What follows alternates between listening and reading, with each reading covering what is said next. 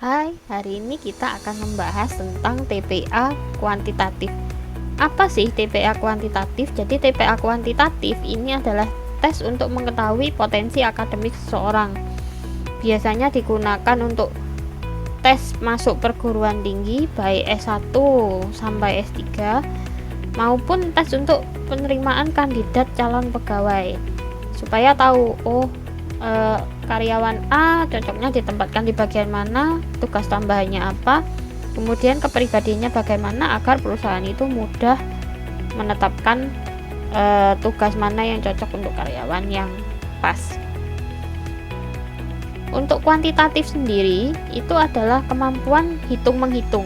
Jadi kemampuan hitung-menghitung ini sangat diperlukan, tapi tidak hanya menghitung ya, karena mencakup beberapa subtes, yaitu pertama itu biasanya tes bilangan, kedua tes bilangan maksudnya tes barisan bilangan seperti ini ya, kemudian yang kedua itu tes untuk logika. Nah setelah itu yang ketiga biasanya tes perbandingan, baik perbandingan senilai maupun berbalik nilai. Kemudian yang keempat kemampuan matematika yang dibutuhkan. Yang dibutuhkan ini materinya cukup acak, tergantung pada posisi yang diperlukan. Tentunya untuk yang sains itu lebih banyak tuntutannya daripada yang bidang-bidang humaniora seperti itu. Nah, mari kita lihat di sini. Di sini ada suatu barisan dan kita harus menebak polanya. Biasanya di sini itu bukan barisan aritmatika atau barisan geometri, tapi barisan yang acak seperti itu. 26 lebih besar daripada 23, kemungkinan ditambahkan karena perbedaannya tidak terlalu besar. Nah, ini berarti ini plus 3. Kemudian dari 26 ke 29 yang sebelah kanan lebih kecil, tentu saja ada pengurangan di sini. Berarti di sini min 7. Kemudian ini lebih besar dari ini. Kalau kita cocokkan nanti ini akan menjadi plus 3 seperti itu. Di sini polanya berlanjut min 7. Kemudian berlanjut lagi dia plus 3. Nah, disuruh mencari pola berikutnya, tapi kita cek di sini.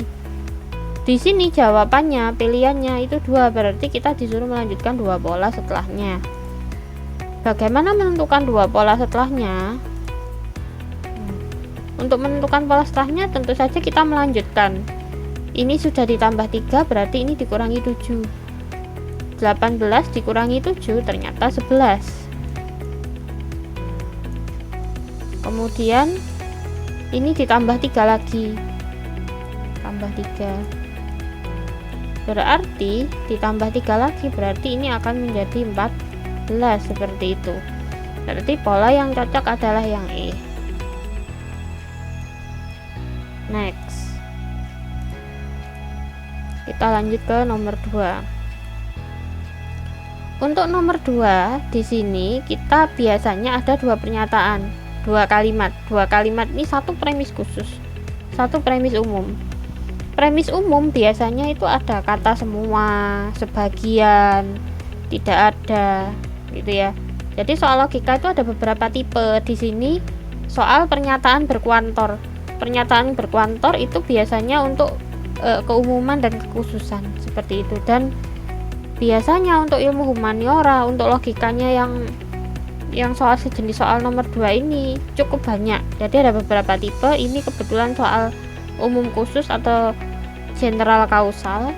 Ada juga beberapa tipe, misalnya kita tuh disuruh mengambil keputusan silogisme, jika maka, sebab akibat seperti itu. Nah, di sini kita fokus ke logika yang umum khusus atau general kausal di sini. Pernyataan khusus di sini itu kalau yang ada kata semua, sebagian dan sebagainya ini namanya pernyataan umum. Kemudian untuk yang parsial seperti ini ada kasus khusus, misalnya Radit, negara Indonesia dan sebagainya, ini khusus pernyataan khusus. Kesimpulan yang sah itu biasanya ditentukan dari struktur kalimatnya. Misalnya nih, Radit berbadan tegap. Kita tandai dulu di sini. Radit berbadan tegap.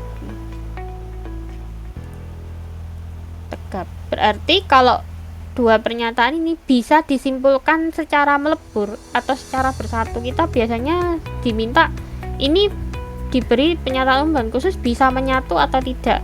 Jika tidak bisa menyatu, maka kita harus mencari narasi-narasi atau kalimat-kalimat yang tidak menyatukan keduanya.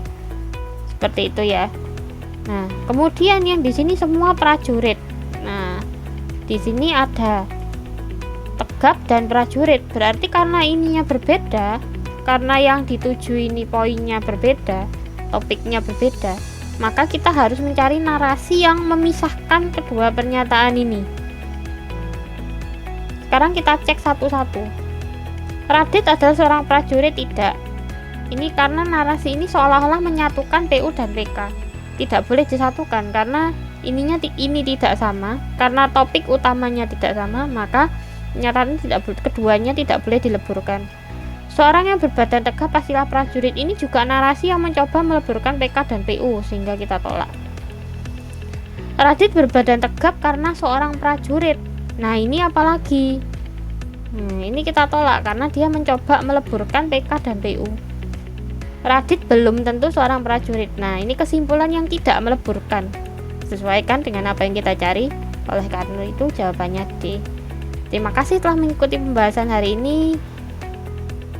Semoga hari Anda cerah.